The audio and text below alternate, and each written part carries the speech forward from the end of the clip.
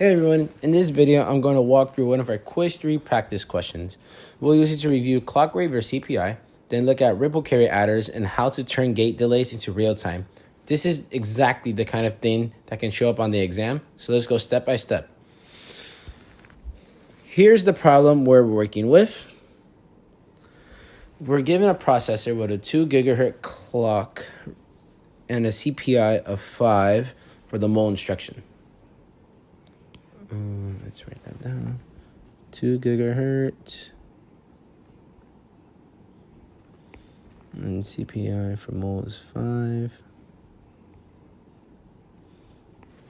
Sweet. We know every logic gate, including NOT, counts as one gate delay. So the 3 parts that the question's asking is how long a mole takes, how many gate delays a 16-bit add takes with the ripple carry adder, and finally, what the maximum delay of a single gate can be if the add takes 2 nanoseconds. So if we highlight those.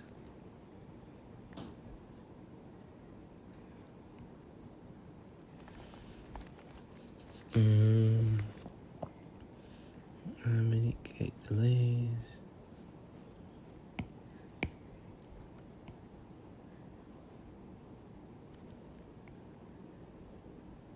Awesome. Okay, so I underlined kind of what the question asking.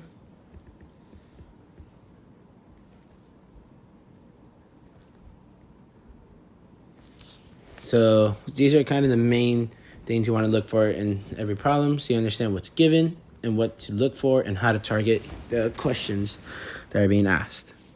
So part 1, how long does a mole instruction take? So we can start with partial credit 1. So first we use the clock rate that is given. So the clock is 2 gigahertz. And the clock period is just 1 over the clock rate. So we just do 1 over 2 gigahertz, which is the same as 2 times 10 to the 9, which is 0.5 nanoseconds. So every clock cycle is half a nanosecond. CPI for mole is 5. CPI means cycles per instruction. So CPI equals cycles per instruction. Okay, so mole needs 5 clock cycles. So now we got to find the execution time for mole. So that would be time mole, which is CPI times clock, equals 5 times 0.5 nanoseconds equals 2.5 nanoseconds. Awesome. I could rewrite that.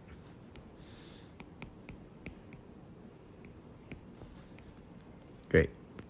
So this is basically what partial credit 1 is looking for. So we're given the clock, which is 2 gigahertz. Then we find the clock period. And then since every clock cycle is half a nanosecond, and we know CPI for mole is 5, you just multiply them together, and that's how long each mole instruction takes, which is 2.5 nanoseconds. So for PC2, what is PC2 asking? Oh, that's embarrassing. Let's see. Right. How many gate delays does an add instruction require in the worst case? So this part is a little bit lengthy, the problem, but it's actually quite simple. Basically, the question is kind of just simply asking, what is the longest path possible? Since we want longest path, that means it's going to have the highest gate delay. So we're not really worried about the shortest, because if it's short, we're not really going to know how much longer a circuit gate could be delayed for. So we want longest, so we understand what the most amount of time it could take. So for that, we want to find the longest path. So we'll do 3 demonstrations to show you. So we will start with red. So if we go 1 gate here, 2 gate here, when we reach the end, that is 1. That is 2 gates. Sorry, 2 gates. So if we want to do blue, let's say we want to go down first. So if we go 1, 2, 3, 4, that's 4 gates. Oops. And let's just do green. And since 1, down, 2, 3, 4, 5, that's 5 gates. So the longest path in this circuit will be 5 gates.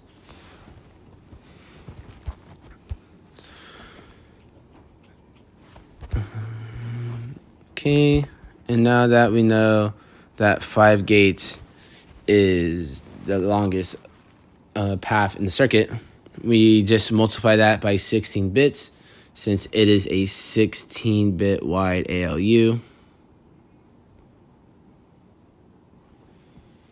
So that cuts our work down to pretty simple. So it's just 16 bits times 5 gates. 5 gate delay per bits. I'm just writing it short for us. So that will give us 80 gate delays. Perfect.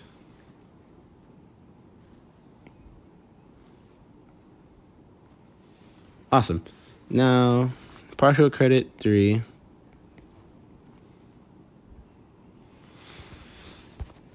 So part 3 finally turns those 80 gate delays into real time. So it says, given the above, given that the add instruction takes 2 nanoseconds to execute, what is the maximum delay per Boolean gate, assuming gates all have equal delay and everything else is negligible? We already found that the critical path is 80 gate delays long. So we can think of the add items as the number of gate delays times delay per gate.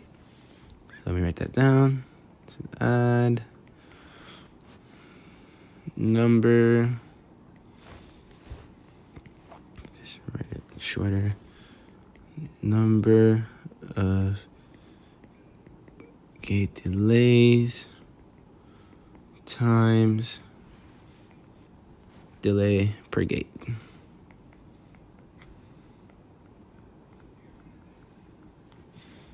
Awesome. So we're told that T of add equals 2 nanoseconds. And we know the number of gate delay is 80. And number of gate is 80. Awesome. So gate delay is equal to T of add over 80 equals 2 nanoseconds over 80. And that would give us 0.025 nanoseconds, which also translates to 25 picoseconds. So each gate is allowed to be at most 25 picoseconds of delay for the add to finish in 2 nanoseconds. Awesome. So yeah.